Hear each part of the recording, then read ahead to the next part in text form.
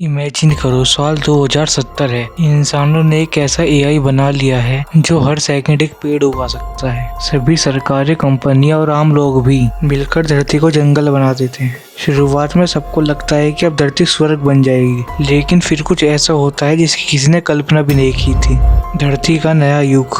2070 में पेड़ों की संख्या इतनी बढ़ जाती है कि शहर के बीच घने जंगल दिखाई देते हैं। दिल्ली, मुंबई, न्यूयॉर्क, हर जगह हरे हरे पेड़। हवा इतनी साफ हो जाती है कि लोगों को एयर प्यूरिफायर की जरूरत नहीं पड़ती। गर्मी कम होने लगती है। कई जगहों पर तापमान 2 से 3 डिग्री तक गिर जाता है। जानवरों को नए घर मिल जाते हैं। इस दौर को नाम दिया जाता है द ग्रीन एज। कुछ साल बाद वैज्ञानिक एक अजीब चीज नोटिस करते हैं। पेड़ जितने बढ़ रहे हैं उतना ही ज्यादा पानी जमीन से खींच रहे हैं। बड़ी बड़ी नदियों का जल स्तर कम होने लगता है। लोग सोचते हैं इतने पेड़ तो पर्यावरण के लिए अच्छे होते हैं, तो इसमें समस्या क्या है? लेकिन असली समस्या अब शुरू हुई थी। सूरज गायब होने लगा। कई देशों में जंगल इतने घने हो जाते हैं कि जमीन पर धूप पहुंचना मुश्किल हो जाता है। छोटे पौधे मरने लगते हैं। कुछ फसलें उगी नहीं पाती। दुनिया के कई हिस्सों में खाने का संकट शुरू हो जाता है। जानवरों की वापसी। अब जंगल इतने बड़े हो चुके हैं कि कहीं विलुप्ति के कगार पर पहुंचे जानवर वापस आने लगते हैं। बाघों की संख्या बढ़ती है। हाथी नए क्षेत्रों में फैलने लगते हैं। भालू और भेड़ी शहरों के आसपास दिखने लगते हैं। इंसानों और जानवरों के बीच संघर्ष बढ़ने लगता है। धरती फिर से जानवरों की दुनिया बनने लगती है। ऑक्सीजन का सच। बहुत लोग सोचते हैं कि जितने ज्यादा पेड़ बनेंगे उतनी ज्यादा ऑक्सीजन होगी, लेकिन वैज्ञानिक बताते हैं कि ये पूरी कहानी नहीं है। पेड़ दिन में ऑक्सीजन बनाते हैं, पर जीवित रहने के लिए ऑक्सीजन का यूज भी करते हैं, और हमारी धरती पर ऑक्सीजन अनलिमिटेड नहीं है। मौसम का नया खेल।